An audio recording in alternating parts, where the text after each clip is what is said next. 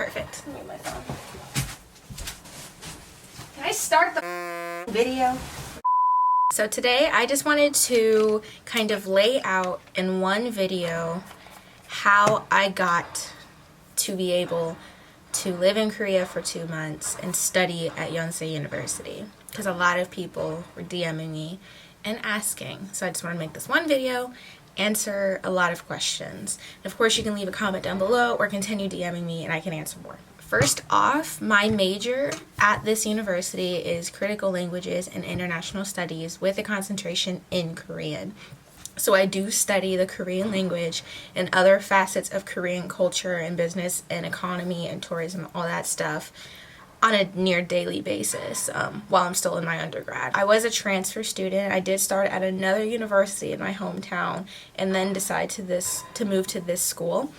So it set me back a semester, having to go through the transfer process. Luckily, when I was choosing another minor and like kind of looking at my new major, a lot of my classes kind of overlapped. The schools that I worked with in Texas, when I transferred, all of my credits went over basically. So I was really not that much at a loss by transferring. I just decided to apply to the study abroad program in department at my university.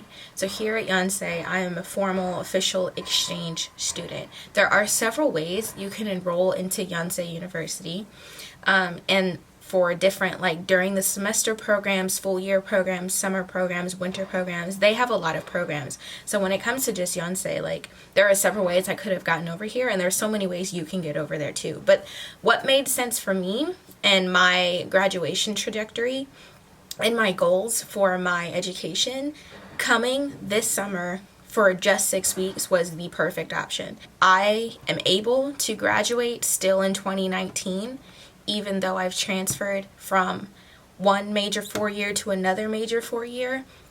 I'm still able to graduate in the same year, just one semester off, because I'm here at Yonsei. I am here taking one Korean language class, and then one at my school would be called an international studies class. Here it's called Contemporary Korean Culture and the Korean Culture Way, something like that. Hallyu, basically. Basically, it's a contemporary history class. I don't know. Hot tip. If you're going to take this class, just know that it's actually a Korean cinema class. It's a movie class. It's a film class. And I like film classes, thank God, so I didn't drop it, but that was kind of annoying to not know right off the bat based on the syllabus and all that stuff. I applied directly to my school study abroad office. I was able to speak to several study abroad officers, go to study abroad fairs, talk to other students who have been to Korea, been in study abroad, been to Yonsei, all of that good stuff. So I just had a lot of support. The other good thing about going study abroad as a formal exchange student, generally it means that you are able to use financial aid from your home country that you would be using for your own classes at your own school and use it at this school. So for me, that meant the summer FAFSA, the summer financial aid, I was going to receive anyway. And I could have just used for 3 classes in America. I got to use for 2 classes in Korea. I did take 1 extra class in summer 1. I did take 1 class online in America in June, and now I'm taking 2 classes here in Korea in July. It's been a crazy summer. And yes, they overlap, so at some point I was taking 3 summer classes at once, which is trash. Actual garbage, because the time zone change was really confusing at first, and I missed an assignment or 2.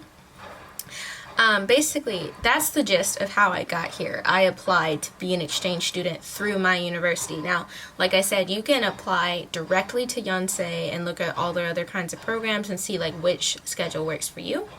If you're not even enrolled in a university, I'm under the impression you can still go here, and if you're a grad student, you can still go here too, because there's several graduate level students, a full-on 28-year-old in my Korean language class, and the rest of us are 18, 22. There's there's a 26-year-old in there, everyone, it's all over the map. There's a lot of everyone there. I'm also under this impression that no matter which way you decide to come to Yonsei, when you do go back to your home country, basically you'll just be able to request a transcript from Yonsei, kind of like any other university, and then give it to your university and get your credits that way. If you're an exchange student, that's another reason why I wanted to do it this way and why I fought really hard to get into the correct program and like apply for the actual office at my school, was because I do have to grab that transcript, but I told the school in advance which classes I was going to be taking. So my graduation counselor already knows which classes I am in. She already knows those will fulfill my graduation requirements. I suppose technically, if you are not in that kind of formal exchange situation, there is a chance that the classes that you take when you get here do not necessarily fulfill the graduation requirements that you have at home. So you should just always be sure someone is in contact with you, or you're really doing your research, you're going online, looking at your course catalog, looking at the course catalog here, all of that stuff.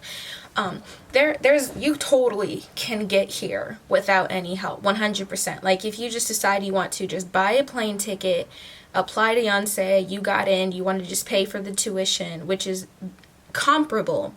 It's actually the exact same tuition as what I pay for my public school in Texas, if that gives you any idea.